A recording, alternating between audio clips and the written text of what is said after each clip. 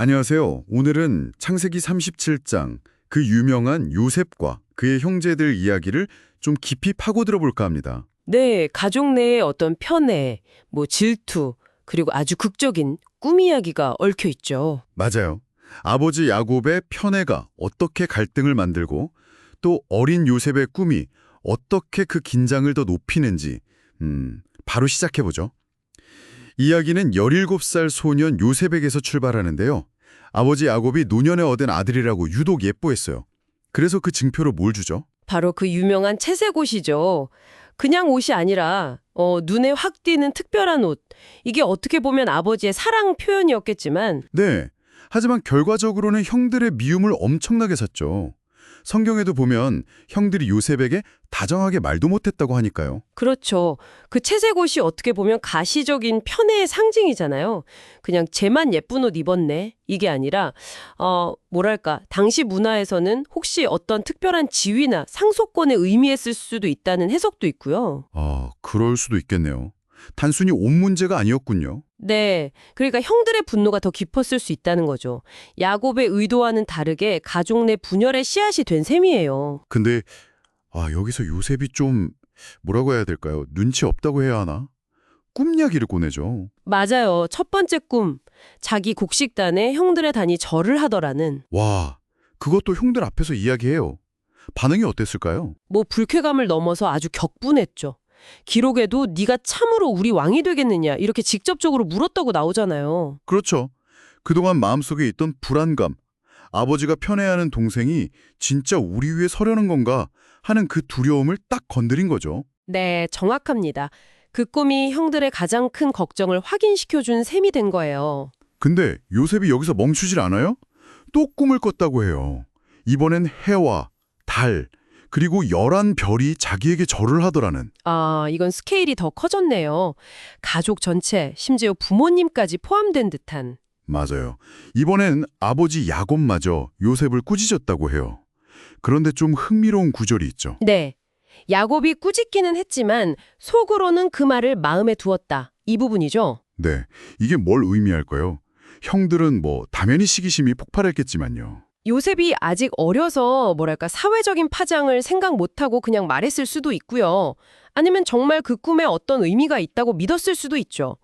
근데 야곱의 반응은 좀 달라요. 겉으로는 나무라지만 속으로는 어쩌면 이게 단순한 꿈이 아닐 수도 있겠다. 뭔가 중요한 의미가 있을지도 모른다고 생각했을 가능성이 있죠. 그럴 수 있겠네요. 자, 이제 이야기가 정말 좀 어두워지는데요. 형들이 양을 치러 멀리 나가 있을 때 야곱이 요셉을 보냅니다. 형들이 잘 있는지 보고 오라고요. 가족 내에 그런 긴장감이 뻔히 보이는데도 아버지는 요셉을 보내고 또 요셉은 순순히 가죠. 네. 근데 형들이 멀리서 요셉이 오는 걸 보고는 아예 죽이기로 작당을 합니다. 저기 꿈꾸는 자가 온다. 이렇게 비아냥거리면서요. 죽여서 구덩이에 던지고 악한 짐승에게 잡아먹혔다고 아버지께 거짓말하자. 이렇게 구체적인 계획까지 세우죠. 정말 그동안 쌓인 분노가 사리로 변하는 순간이네요. 네. 근데 여기서 맏형 르우벤이 좀 다른 제안을 하죠. 아, 맞아요. 죽이지는 말자. 그냥 물 없는 구덩이에 던지자. 그렇죠. 르우벤은 나중에 몰래 와서 요셉을 구해서 아버지께 데려갈 생각이었던 것 같아요. 어떻게든 최악의 상황, 그러니까 살인은 막으려고 한 거죠. 그래서 형들이 요셉의 그 채색 옷, 그 상징적인 옷을 벗기고 구덩이에 던져 넣습니다. 그러고는 태연하게 앉아서 밥을 먹어요. 정말 무서운 장면이죠. 근데 그때 마침 이집트로 가는 상인들이 지나갑니다. 네, 이스마엘 상인들이라고 나오죠. 이때 또 다른 형제, 유다가 나서죠. 유다가 제안을 해요.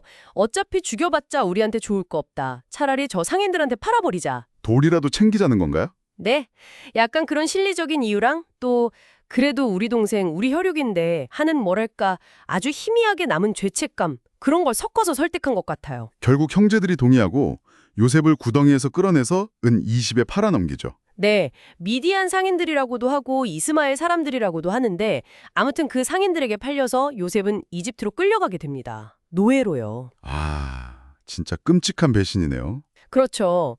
근데 더 복잡한 건 나중에 루우벤이 구덩이에 돌아와 보니까 요셉이 없어진 거예요. 그래서 옷을 찢으며 슬퍼하는데 이걸 보면 그 매매 계획이 현장에 있던 형제들 모두에게 다 공유된 건 아닐 수도 있다는 거죠. 아, 그렇군요. 상황이 더 엉망진창이네요. 네. 어쨌든 요셉은 팔려갔고 남은 형제들은 이제 이 일을 덮어야 하잖아요. 그래서 어떻게 하죠? 그 채색 옷을 이용하죠. 맞아요. 염소를 잡아서 그 피를 요셉의 옷에 묻혀요. 그리고 그걸 아버지 야곱에게 가져가서 마치 요셉이 들짐승에게 찢겨 죽은 것처럼 보이게 만들죠. 야곱에게 직접 거짓말을 한 건 아니고 야곱 스스로 그렇게 결론 내리도록 유도한 거네요. 더 교묘한데요. 네.